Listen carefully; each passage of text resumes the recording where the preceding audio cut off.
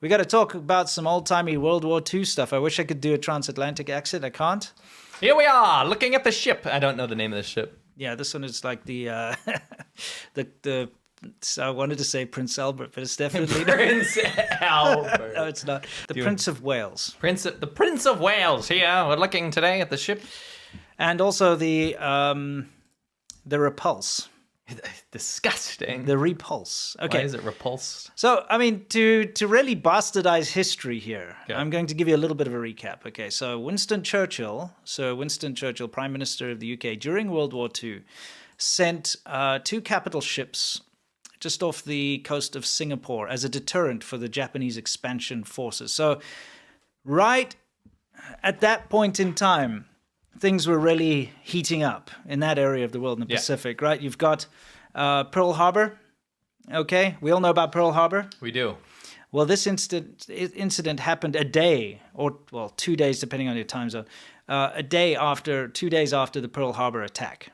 Okay, and the whole idea of Winston Churchill sending these 2 capital ships and a couple other ones was to stop the expansion of Japan to take over Singapore and Malaysia and all that stuff, right? Helping out Asia. Yeah, basically there to try and prevent and deter the advancement of the Japanese forces.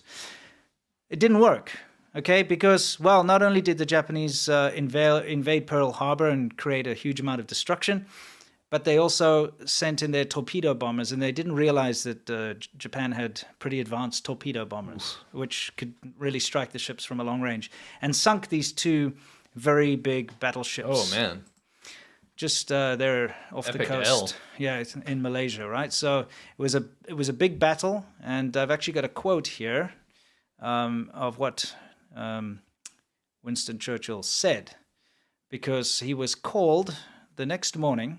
Let me see. Okay, here we actually have a newspaper article of the Prince of Wales. Heavy attacks on the Philippines. Yes. Boat bombed by the Japanese. Exactly. There were a lot of articles out there that said like Jap bombers. And I was like, of course they use slurs. Yeah. So I decided to leave those out and just say it myself so I can get into trouble. Anyway, so this is the Churchill quote. The morning after the battle, this is the battle that sunk these 2. Prime Minister Winston Churchill received a phone call at his bedside from Sir Dudley Pound, the first Sea Lord.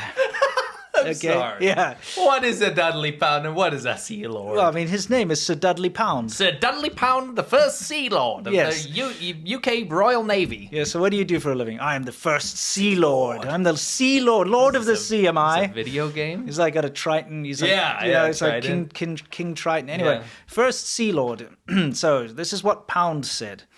He said, Prime Minister, I have to report to you that the Prince of Wales and the Repulse have both been sunk by the Japanese. Oh. We think by aircraft. Tom Phillips is drowned. And Churchill replied, are you sure it's true?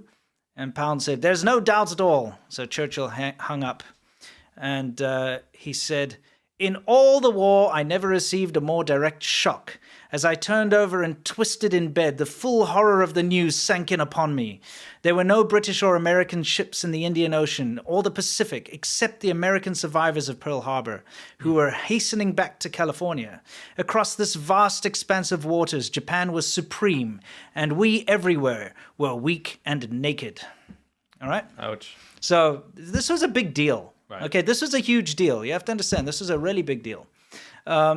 So now both of the wrecks that were sunk, and there's the quote of Winston Churchill. I probably should have had that up there when I was reading that. It's like, you prepare things, doesn't mean you're going to use it, right? It's like those preppers that keep throwing away huge pantries of tinned food because they go off. Anyway.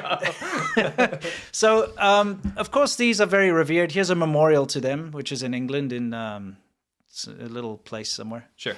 And it says the HMS Repulse and HMS Prince of Wales, 10th of December 1941. 840 sailors were lost, 513 in HMS Repulse and 327 in HMS Prince of Wales. This memorial is dedicated to the memory of all those who served. Many survivors of this battle died as Japanese prisoners of war. May their courage, dedication, and sacrifice never be forgotten. So some people were captured by the Japanese. You see, what happened was the survivors were then taken to Singapore. Oh, where they had conquered. And then shortly afterwards, the Japanese actually conquered Singapore. That's what I mean. Yeah, and then they captured 130,000 British prisoners of war from there. Makes sense. And we all know that 130,000? Yeah. What? Yeah. That's insane. Yeah. That doesn't make sense. What? Look it up. No, I believe you, but that's like a ridiculous number. Well, I mean, think about it. It was a colony, a British colony. So you've got all the British there. True. So it's probably like the entire population of British people. Shooting fish in the barrel. I mean, there they are. They're like, oh, well, hey, prisoners of war now. Yeah. And, it's an unfortunate situation, but Japanese prisoners of war, and I mean prisoners of war that were captured by the Japanese, were treated terribly. That is some yikes history if you want to look that stuff up. And, I think it boils down to the whole attitude of, especially during that time, if a Japanese soldier was captured, they would commit suicide. Yeah, seppuku. Yeah, and they treated people that did not have the honor to commit suicide when captured as less worthy of being alive, like dogs, really. I think this is a bit whitewashed, but a lot of people would say it's because they had that honor that they wanted to give the prisoners of war that same honor. No. It was hey, you're a piece of dirt. It's like you have no honor. You're not Yes. even a human being. Yes. Treat them worse than a dog. Right.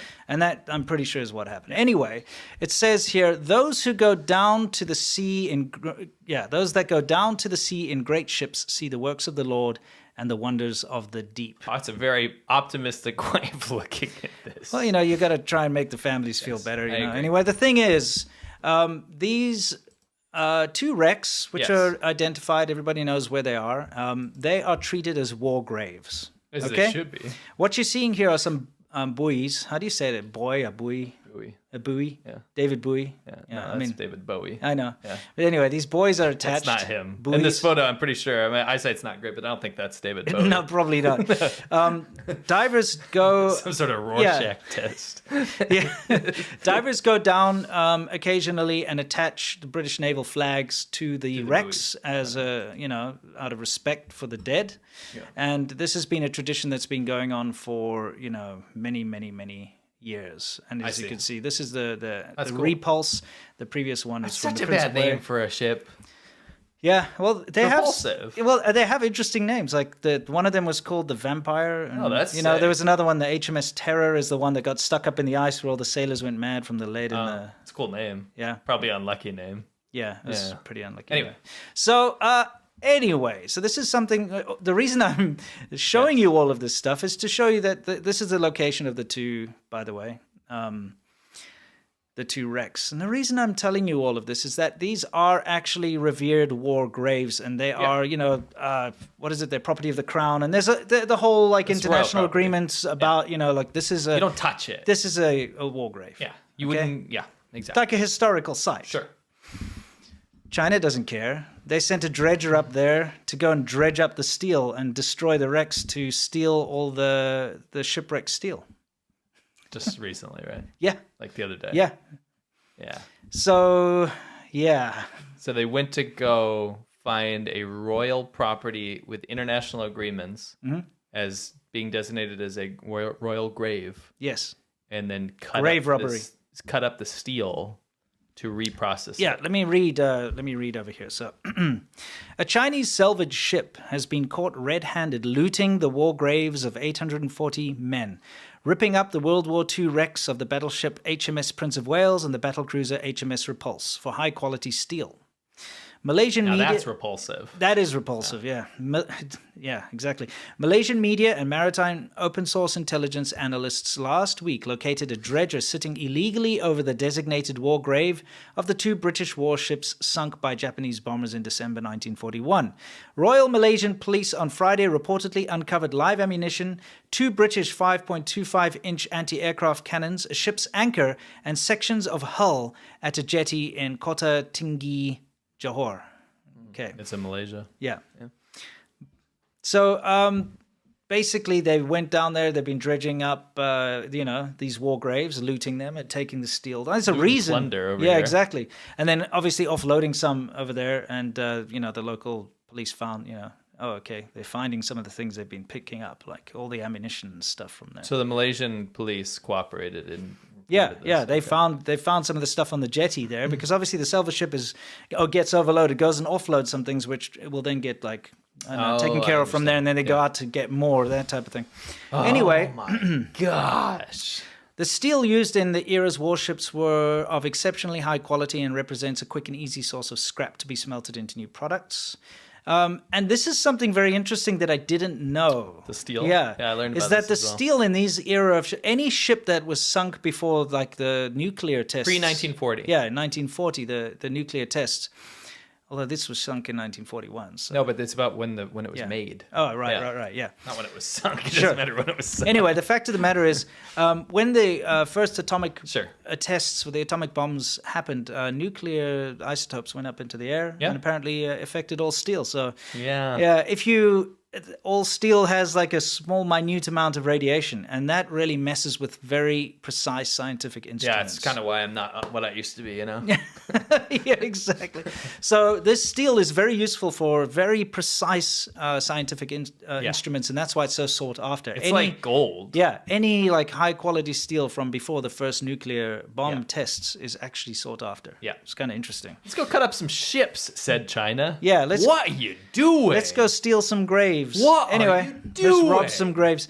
Okay, here's the thing. The salvage ship, Chuan Hong, that's what it's called, Chuan Hong, which means ship red. Yeah, red boat, I guess, red boat, 68, which belongs... Good old Red Boat 68. Yeah, Red Boat 68, which belongs to the Chinese firm Fujian Yarui Marine, has been observed operating in Malaysian waters since early this year. They're only one away from being nice. Yeah, exactly. But it's not the first time the Chinese registered salvage ship has been caught looting war graves. It was a real steal. Yeah. Yeah, exactly. Stealing steel. The Chuanghong 68 and its crew were temporarily detained in 2017 amid allegations it had removed 3 Japanese World War II wrecks near Usukan, Malaysia. And the Indonesian Navy had reportedly intercepted the ship in April of the same year, where it was scavenging a shipwreck near Anambas Island. It allegedly fled to international waters. Okay, so it was also allegedly responsible for illegally scavenging the wrecks of pre-World War II Japanese destroyer Sagiri, plus the passenger vessels Hiyoshi Maru and Katori Maru, the steamship Igara, and the tanker Seven Skies. Mm-hmm. Yep. So it's been around that area. It's a thing. This stupid ship, this one ship, is like a grave robbing ship. And Stay with us, guys. We're not reading the news the whole time. Promise. Yeah, exactly. Anyway, the fact of the matter is, not only is the high quality steel good, but the bronze propellers and the boilers and things. Stuff. Yeah. It's a great source of high quality metal. It's like a yard sale to them, right? And it's absolutely disgusting, obviously. But you also have to understand why a Chinese ship would do this kind of thing. Why do you think they would be okay with just going and robbing graves, historical sites? The Chinese fishing vessels have been given the okay by the central government to go around the world and do whatever they want with impunity. Yes. And guess what? Nobody ever does anything about it. Yeah, they go to the Galapagos and kill all the hammerhead sharks and stuff. They have killed endangered species. They have dredged very sensitive areas. They have killed coral reefs. They have terrorized other countries' sovereign territory and their own ships, their own boats. Yeah. And no one ever does anything about it. And the Chinese government says, keep going. Just turn off your transponder so no one sees you and just do it. Speaking of that, when I went to go look, there are plenty of websites where you can track ships, okay? Yes. It's like they've got transponders in them. But look at this. This is like a couple hours ago. Vessel is out of range, right? That means it's turned off its transponders. Here, it's like... this one as well is like, we last observed the vessel in the South China Sea more than 12 hours ago. Right. These are websites that track ships. So what they're saying is they've turned off their transponder because they're obviously like escaping again, because now this news has come out. So they're probably like, oop, we're out of here. Turn off all the transponders. Let's get back to the safety of international waters. Or let's go back to China so that we can't get into trouble. Anyway, the reason why this kind of thing can happen is that China has no respect for history. Modern China. Yeah, there's a reason for that. Yeah, Mao Zedong the starter of the whole Communist Party, basically said we have to destroy the four olds. We have to destroy all the history of China. fours. Yeah, there's always four. Four They love inventions, Yeah, four olds. Yeah, exactly.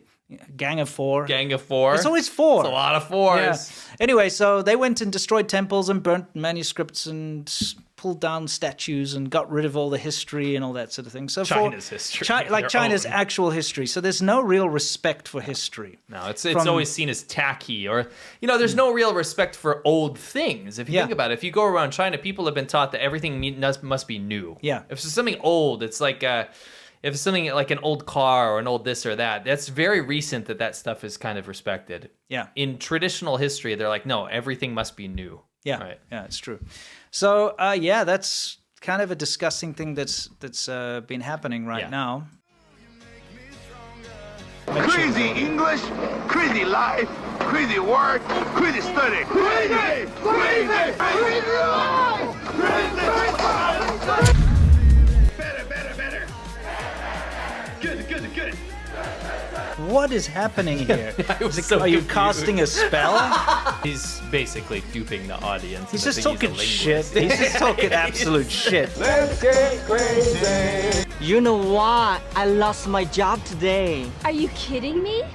No, I'm serious. I think that kid gets it. See the kid looking He at the gets- camera? he's like, this is bullshit. this is bullshit. Some bullshit right here. Yeah.